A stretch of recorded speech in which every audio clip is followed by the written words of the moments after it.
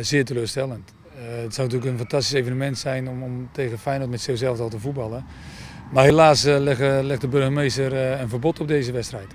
Ja, omdat er volgens de politie niet genoeg mankracht op de been kan worden gebracht om de veiligheid juist op die dag tijdens die wedstrijd te kunnen waarborgen. Ja, en dat is bevreemdt me natuurlijk zeerst, want het is natuurlijk een wedstrijd Feyenoord-Zeeuws elftal.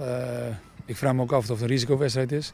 Hij bedoelt misschien een beetje op de rellen die kunnen ontstaan, zoals bij de bekerfinale Ajax-Feyenoord of Feyenoord-Ajax. Maar dat is totaal niet aan de orde aan deze kant in Zeeland. En niet in de laatste plaats voor jezelf, ook niet voor je broer Dennis, want het zou jullie afscheidswedstrijd zijn. Ja, maar dat vind ik eigenlijk nog niet zo belangrijk. Ik vind het belangrijker dat de kinderen en supporters van Feyenoord niet naar een wedstrijd kunnen. Waar ze normaal gesproken bijna nooit naartoe komen om de jongens in levende lijven te zien. Kijk, voor ons natuurlijk wel vervelend, maar het is natuurlijk onze laatste wedstrijd. Het zou onze laatste wedstrijd zijn. Maar oké, het is nu verboden in Goes. En ik hoop dat de organisatie nog verder kan zoeken naar een andere stad.